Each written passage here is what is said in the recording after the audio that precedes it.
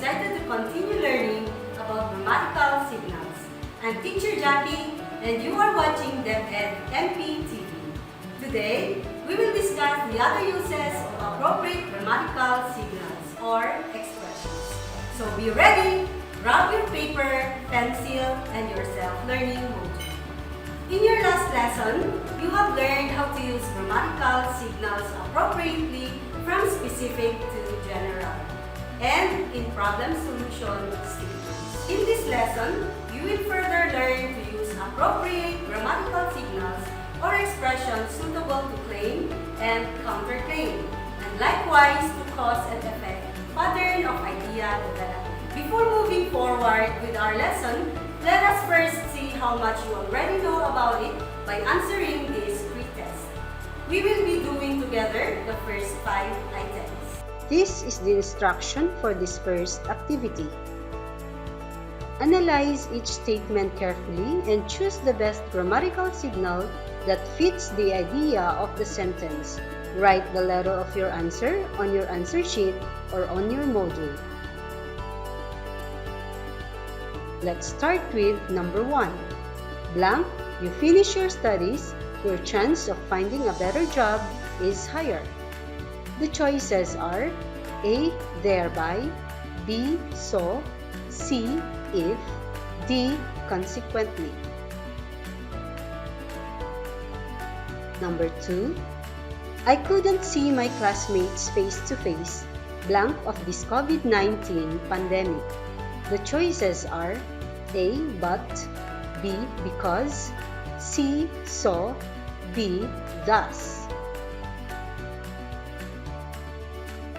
Number 3. The Philippines is prone to typhoons, blank, crop production is not increasing.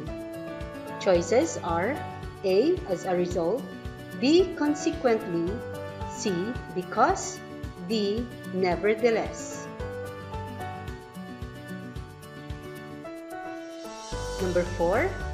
Poverty is prevalent among Filipinos. Blank, online learning is not practically recommended.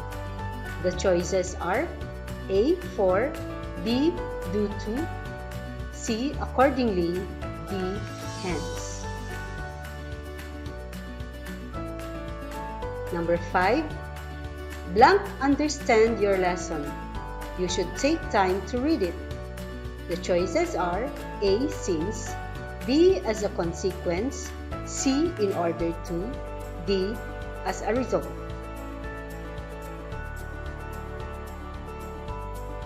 You can pause this video and continue answering until number 15. Now, let's see your answers. For number 1, A. Number 2, B. Number 3, A. Number 4, B. Number 5, C.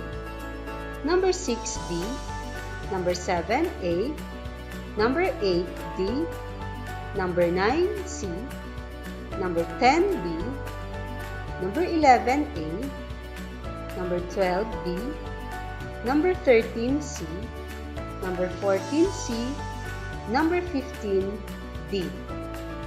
So, how was it? Were you able to get the correct answers? If yes, that's great. But if not, don't worry. We will be learning them together as we journey this lesson. To start with, let's review what grammatical signals are. Grammatical signals are words or phrases we use to make the ideas in a sentence organized and logically connected. They act as bridges from one idea to another in a sentence. Now, let's start this lesson with this activity. I want you to study these pictures and be able to answer the guide questions later.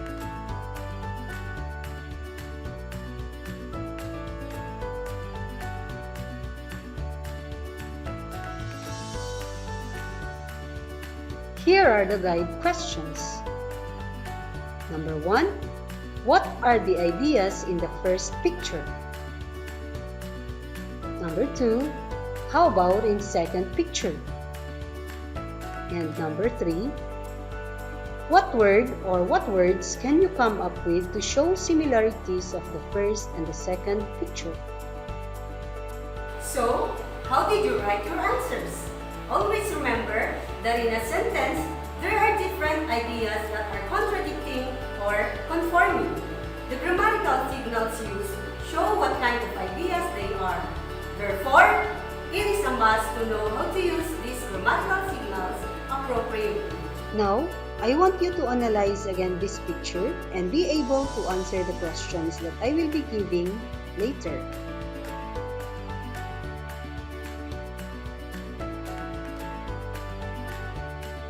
Now, here are the questions. Number 1, what are the ideas you can create from the picture? Number 2, do the ideas contradict or do they agree?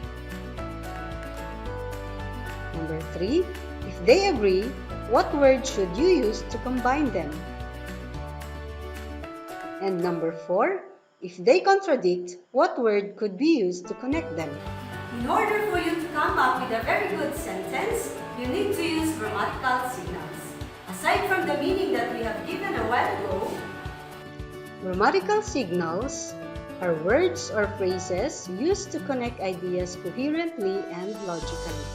They make the flow of the ideas within a sentence smoothly so that the writer's messages are clear and understandable. Sometimes, we call them transition signals because we use them when we shift from one idea to another idea in a composition.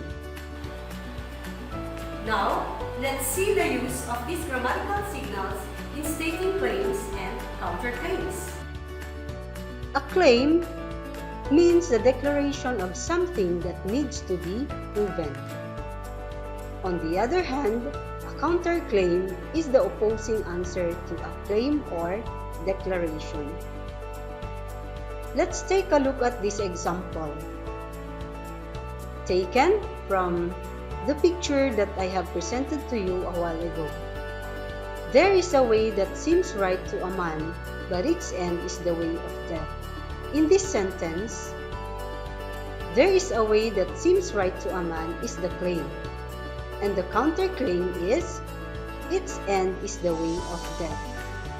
And in this sentence, but is used as the grammatical signal or the transition word. In this sentence, the counterclaim opposes the declaration or the claim. The two ideas in the sentence contradict each other. The word but connects these ideas. Therefore, but is an example of grammatical signal that is used for claim and counterclaim.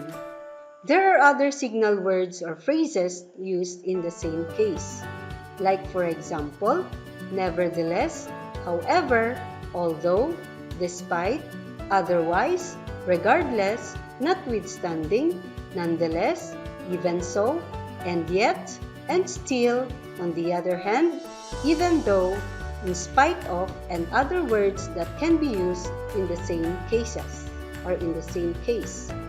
How was it? Were you able to identify them? Let's see. Okay, let's try analyzing this sentence by identifying the claim, counterclaim, and grammatical signal.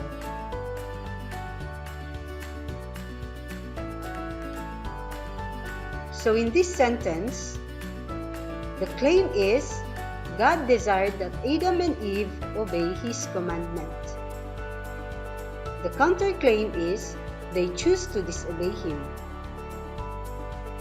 And the grammatical signal used is however. If a claim and counterclaim grammatical signals are used for contradicting ideas, cause and effect grammatical signals are used to affirm or conform ideas in a sentence.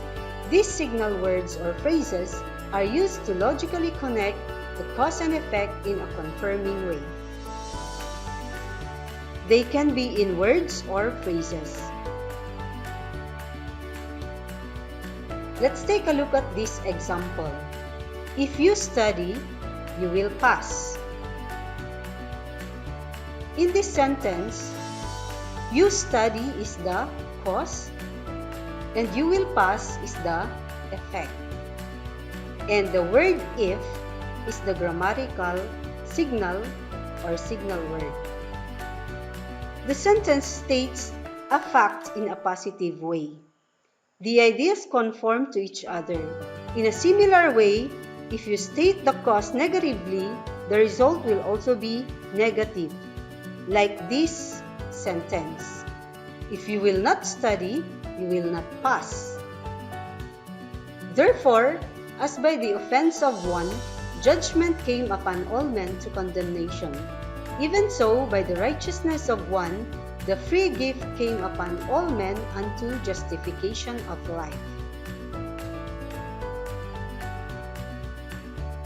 This passage was taken in Romans 5:18. In this sentence, the cause is, therefore, as by the offense of one man, judgment came upon all men to condemnation. And the result or effect is, by the righteousness of one, the free gift came upon all men unto justification of life. And the grammatical signal word is even so, which is a phrase. In other grammatical signals for cause and effect are for, because, since, due to, as a result, thereby, in order to, therefore, so, then, thus, accordingly, consequently, hence, and other words that can be used to show cause and effect pattern. Practice makes perfect. For you to fully understand the lesson, accomplish this series of activities to move forward to the next level.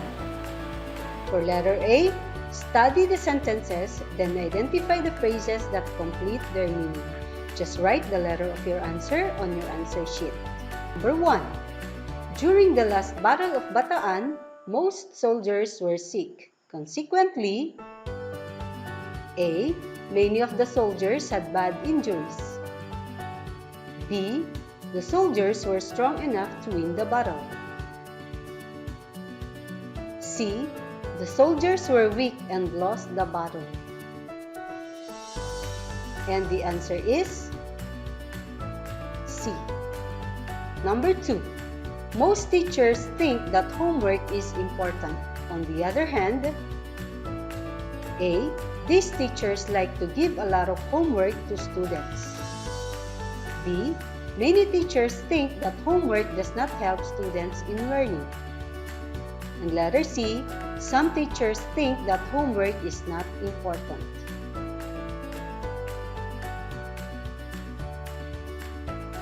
The answer is B. For letter B, read and understand the following sentences, then choose the best grammatical signal from the parentheses that completes the thought of the sentences. Write your answer on your answer sheet. Number 3. Although, but, the resources of our world are limited, the wants of the people are not. The answer is although. Number 4. Children often cannot or will not explain themselves in the first person. If, however, they may reveal much of their inner lives in play. The answer is however. Number 5. As a result, consequently, the play technique, when properly handled, offers opportunities for understanding the child that is otherwise difficult to deal with. And the answer is as a result. Number 7. Chemical changes are often used to produce energy rather than new substances. Hence, regardless, the government is giving top priority in developing science and technology.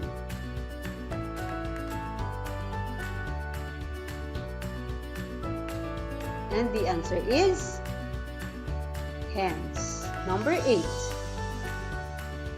For I am not ashamed of the gospel of Christ. For, although it is the power of God unto salvation to everyone that believes, to the Jew first and also the Greek. From Romans 1:16.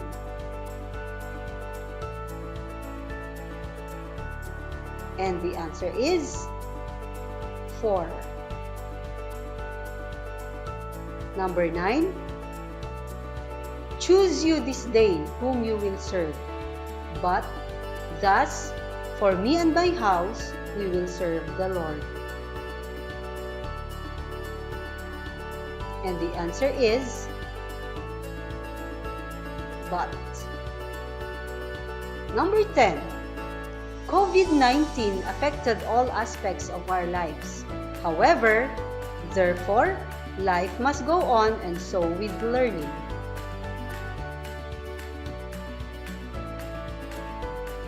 And the answer is however.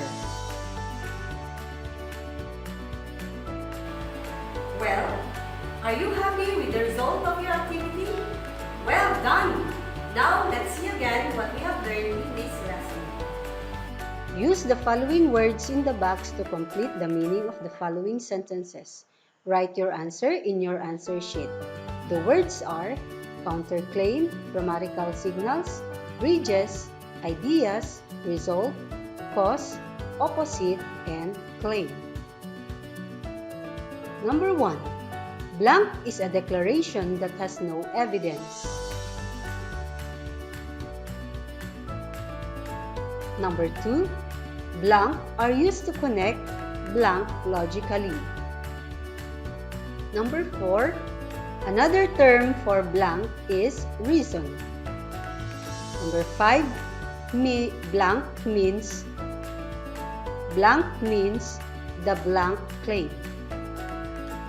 Number 7. Result is the synonym of.